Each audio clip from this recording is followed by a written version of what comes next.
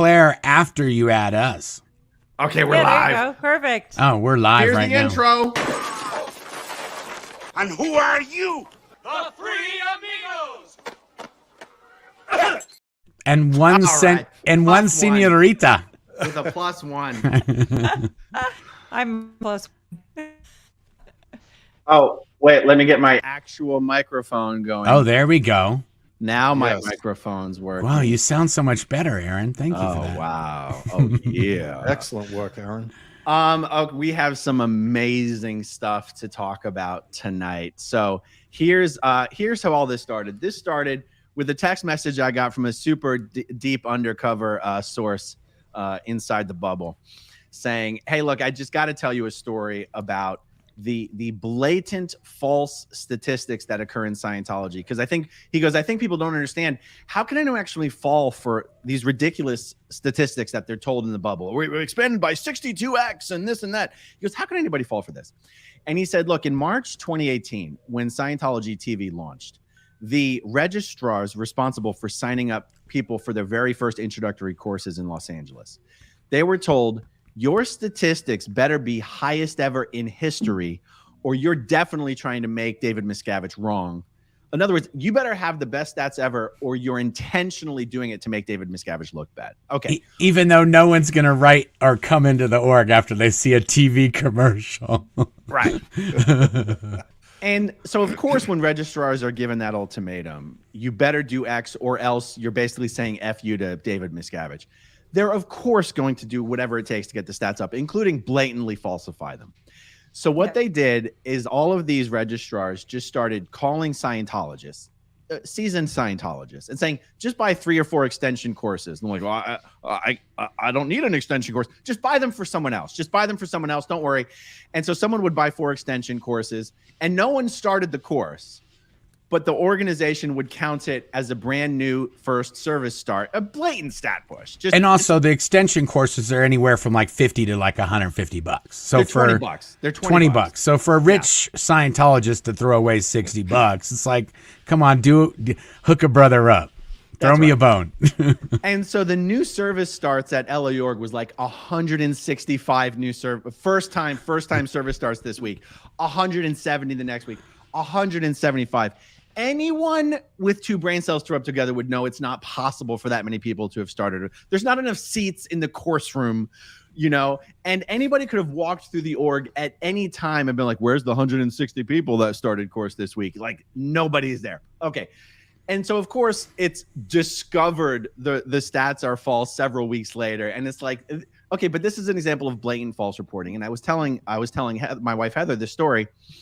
And she goes, it's really funny because, for the insiders, my wife was the senior LRH host PAC for a ton of years, basically answered directly to the RTC reps. And when Hansuli Stali was the RTC rep PAC, sometimes he would bypass the entire command structure and just ask Heather to go walk through the LA course rooms and report to him what he sees to figure out if anyone's false reporting.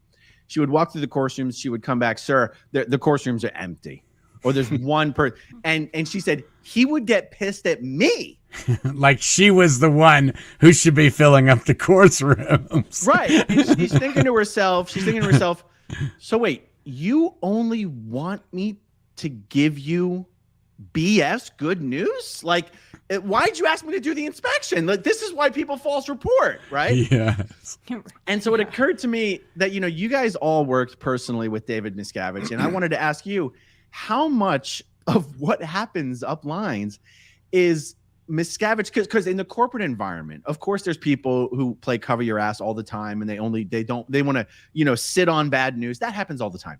But very rarely does the guy at the top running the entire show literally not want to hear when there is bad news. So I wanted to find out from you guys in your own personal experiences, does Miscavige just literally not want anyone to tell him when something's going wrong, or how does that work exactly? Mike, what was your experience?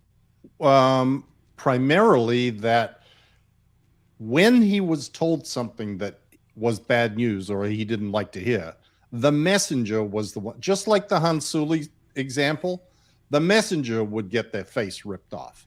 So nobody wanted to be the one that had to deliver bad news to Miscavige. So and that goes down the, that's a shit rolls downhill scenario of you got the person below you that doesn't want to tell you the bad news, and then it got, so a lot of information gets withheld within the hierarchy of Scientology. And bad news, like it's easier to deal with that on the Scientology related stuff rather than the OSA stuff, because you can kind of cover stuff up inside organizations. You can report false stats. You can figure out ways of manipulating it. In the OSA area, it was a little more difficult because, if someone jumped off a building, a Scientology building, you might see that showing up in the media or a lawsuit. And those things, they happen and you can't hide them. And if you have hidden those, then you get a lot of heat for having not reported on them and also not handled them. But we were joking earlier, there is never a right answer to anything. Should you report it? Should you not? Should you be handling it before you report it? Should you wait until next week? Should you do this, do that? No matter which way you choose of the myriad paths that are available to you to deal with something, it's always wrong when it comes to getting up to Miscavige. It is invariably wrong. And it's always a trap. It's always a trap. So, going in, I'm screwed. I'm totally screwed. There's no way this works out good for me. So, Claire, I mean, as the deputy or the internal exec RTC, did you answer directly to David Miscavige? Most of the time I answered directly to Shelley, actually.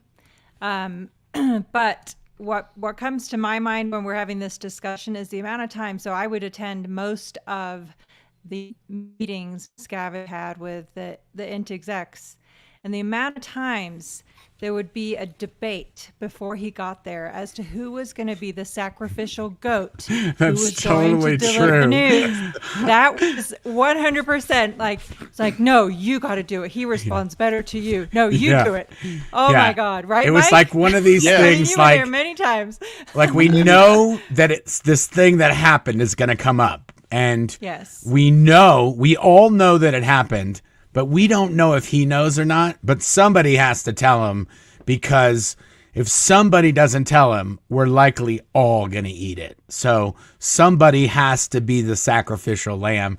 And I want to say, Mike, a lot of times Mike was that guy. Like Mike was the one where it's like, well, this really falls onto OSA/PR.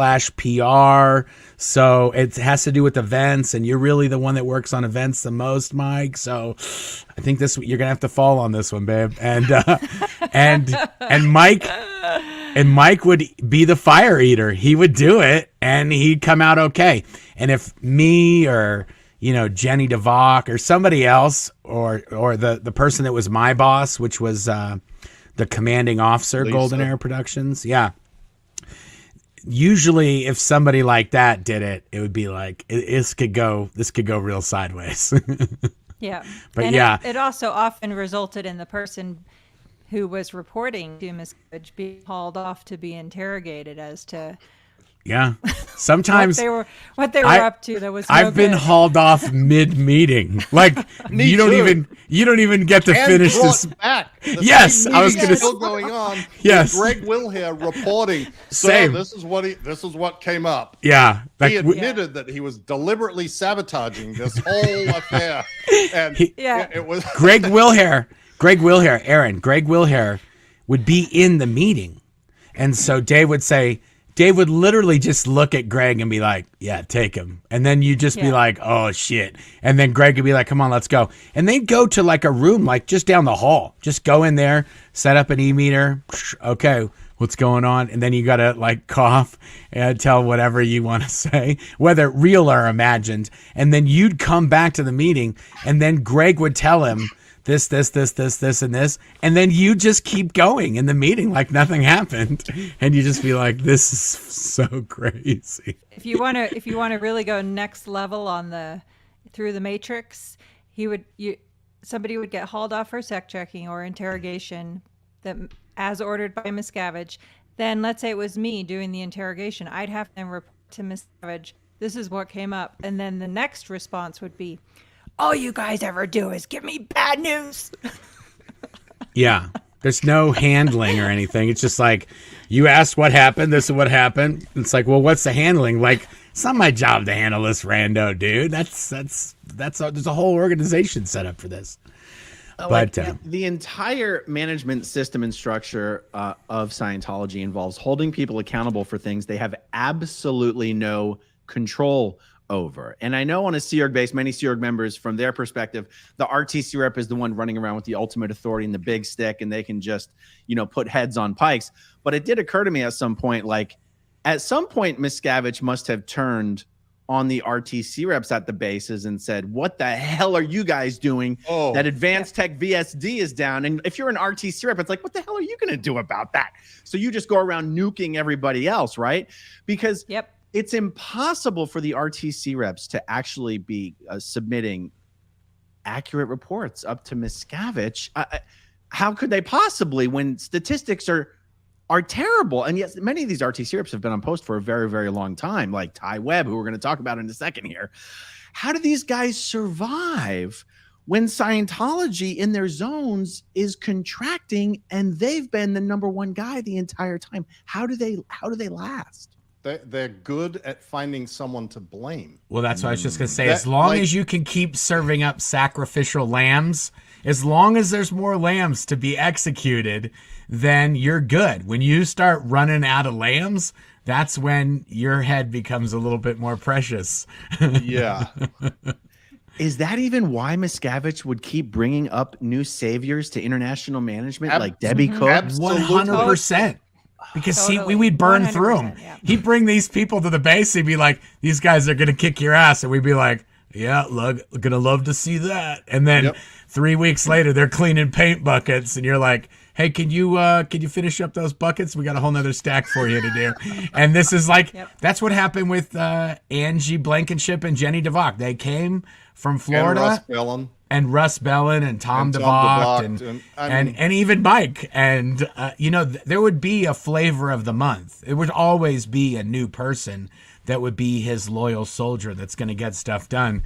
And you'd see him running around pretty hard and pretty effective for the first few months. And then when the real beefy stuff that he's always been trying to get done, when they start hitting against that wall, and usually it's other things that he's asked to have done that are the reason you're not working on the thing that he's asking them to get done. So eventually we're working on events and we're working on this, and they're trying to get all the org boards and postings done or whatever it is. And none of that's going to get done as long as he's riding herd on all these other things. So it's almost always his orders are cross-ordering his orders. Yeah. And he's giving so many orders. There's no way for anyone to get a tenth of them done. So it's always bad news. Well, we're going to get to Ty Webb again in a second.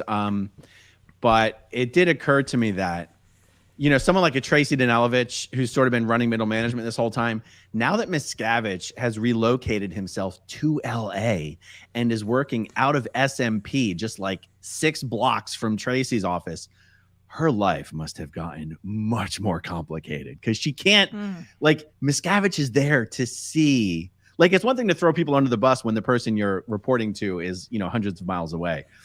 I can't even fathom how Tracy is going to continue to run middle management with Miscavige breathing down her neck from, just a few blocks away. Anyway, maybe we'll be hearing, maybe the Aftermath Foundation will be hearing from Tracy Danelovich soon.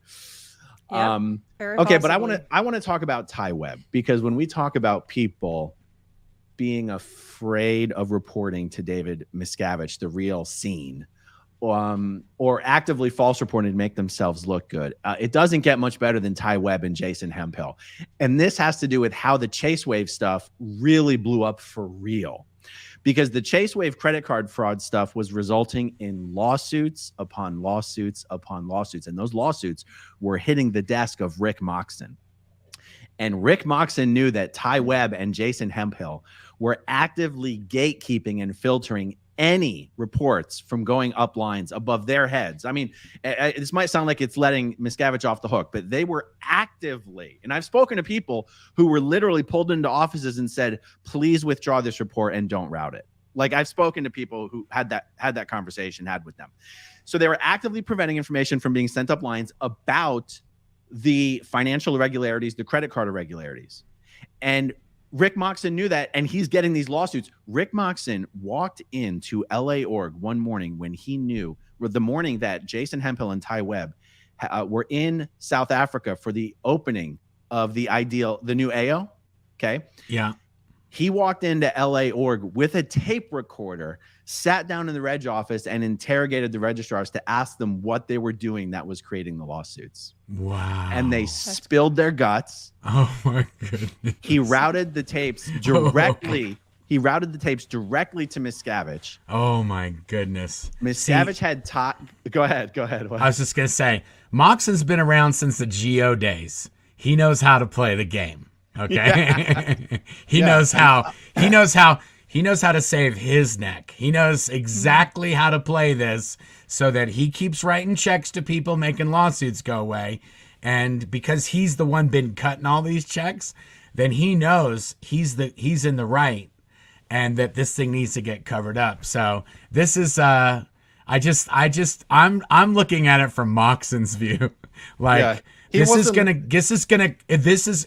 was literally thinking, this is going to come back on me if I don't do something, because I'm the gatekeeper to all and the funny thing is that we're on the other end. We're getting contacted by people who are like, Scientology stole all this money and they ran all this money on my credit cards.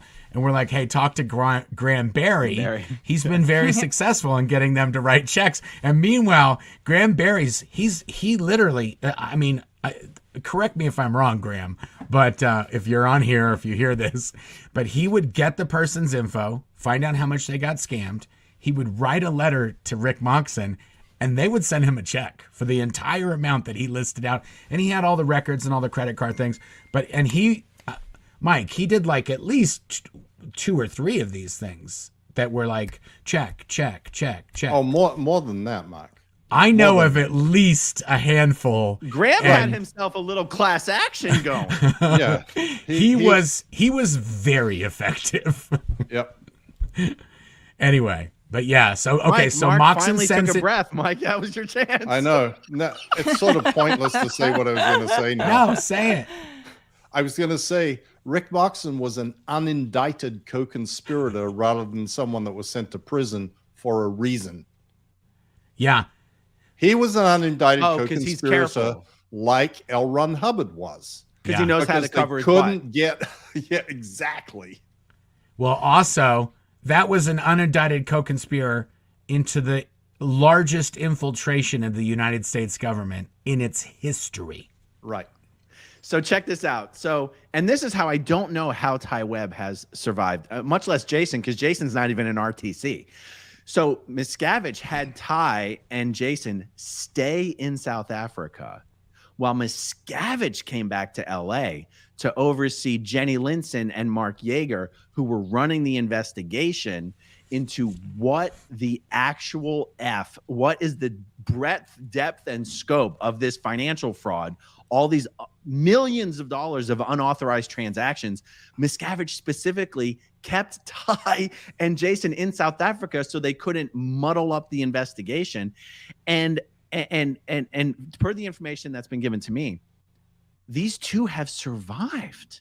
They're still execs. They're still on post. Ty's still in RTC. Jason's still on this project. And I just don't understand how that's possible. But that's not, I'm not really, we don't have to necessarily speculate. I'll tell you why. I know the quick answer to that. All the other competent or decent or smart, intelligent people have escaped. They're no longer there. He has nobody left.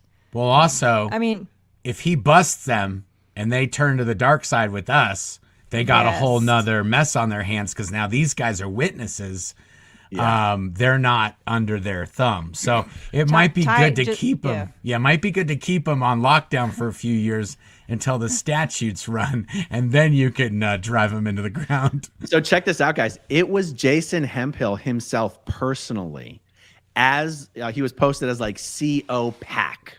It was a new post that was created, right?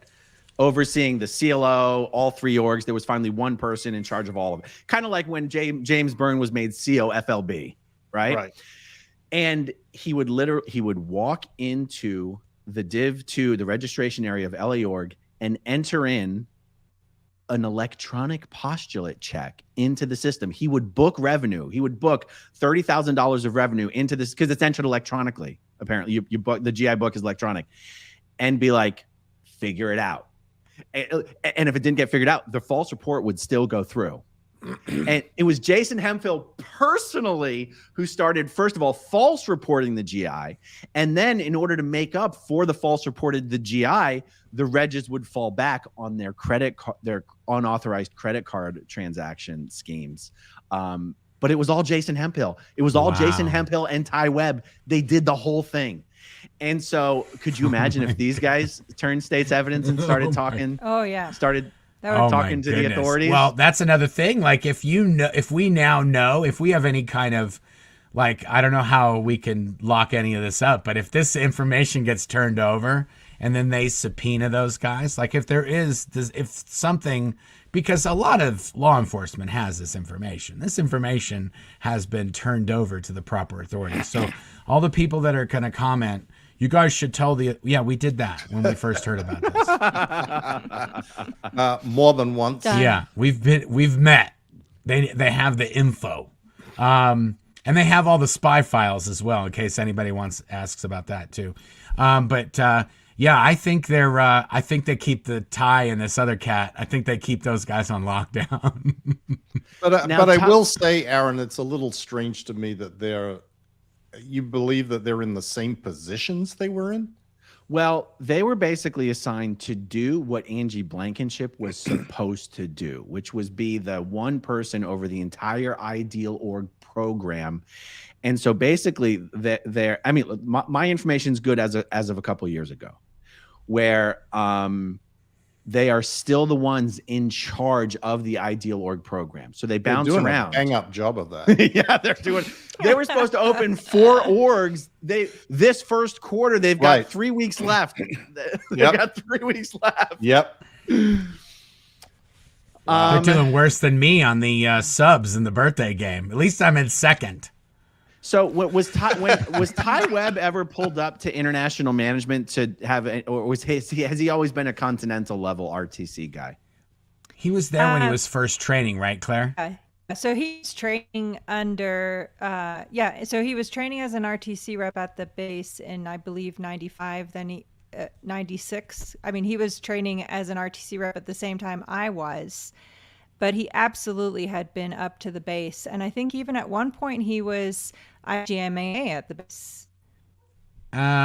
Something like that. I think he was one. He was training. Yeah, he was training there. I think he was apprenticing as that or something. Yeah, but the best part is he's definitely been to the headquarters. Yeah, but most of the time he's been at Continental. In Clearwater.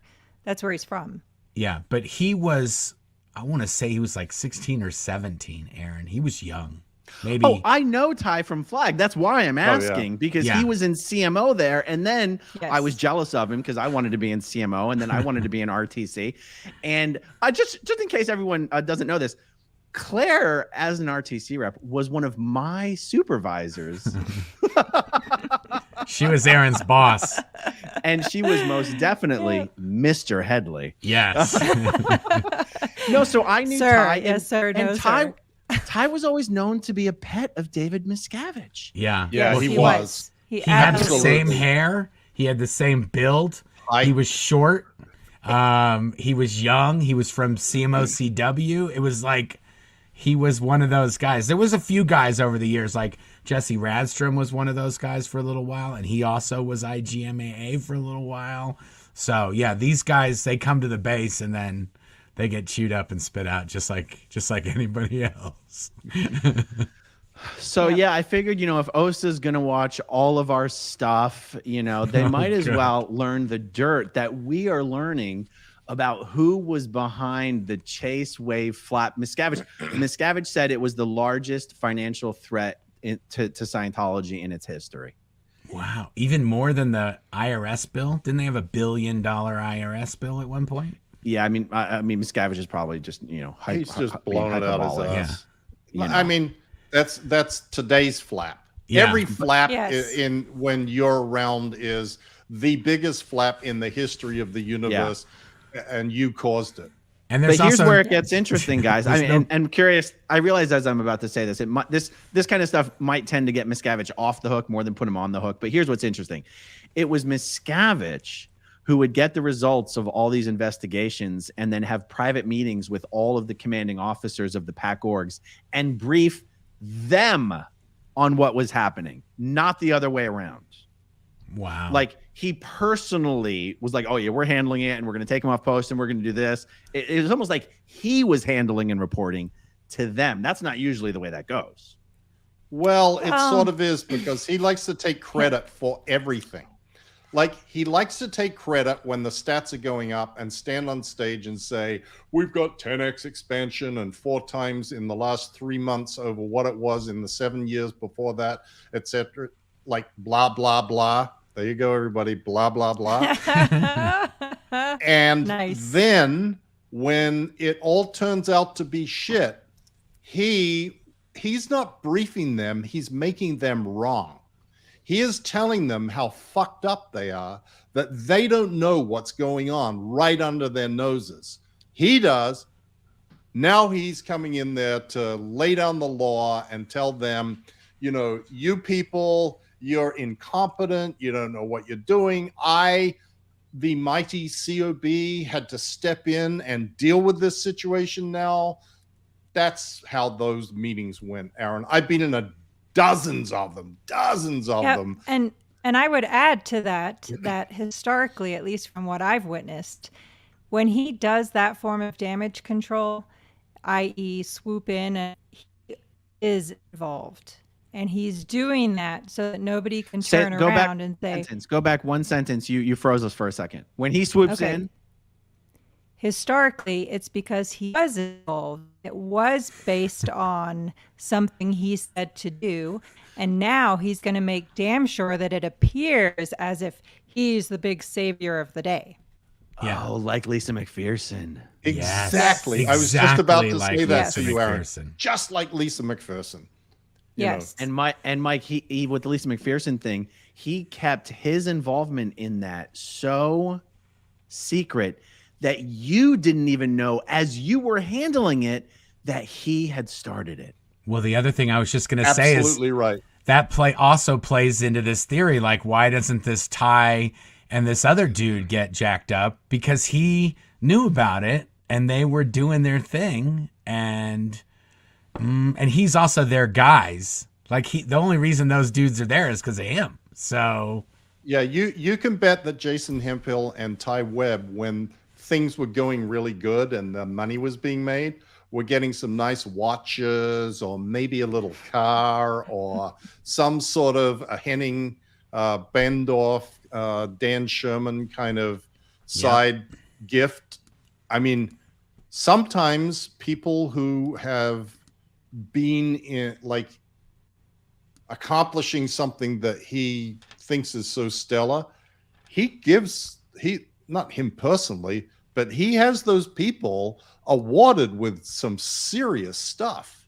Well, and it must have been some real bling, because over a 4-year period, these guys managed to make so much money that they were able to put $100 million into a PAC reserve account above and beyond everything they were sending up lines to management and everybody else. Real quick, I know you're going to jump here. We have a very nice comment here from a Chris M. My family is on RCL Harmony next week. If this is the same ship as your group, it would be awesome. Would love to buy you guys a drink. Well, I don't want to say one way or the other, but I was speculating. I said, God help whatever private investigators David Miscavige sends on this ship. Oh, yeah. Because we are going to have so much fun. We're going to be on PI detection patrol. Yes. And And also, just in case anybody's wondering, you'll be able to find us very easily on the Yeah. boat. We will be the loud yelling and screaming and laughing crowd of people that kind of just floats around the ship from I'm going bar to be to standing bar. out with my Zeno is my homeboy hoodie, so you'll be able to find me no are problem. you bringing a Xeno as my homeboy hoodie? Yes, absolutely. Two Do of you them. have hoodies for everyone? No, we just have some Dirty samples. Oh, come on. Hey, if there's a silent disco, that's where you will find us every Oh night. my goodness! Yes, And- So and many amazing trivia. memories. I'm gonna go. I'm gonna jump off so I can fire up the other stream. You guys finish up here. Okay, no, we're Okay. done. We're jumping over to Mark's stream right now, guys. Follow Okay, us let me over go there. live. Everyone's going to be auto redirected. Awesome.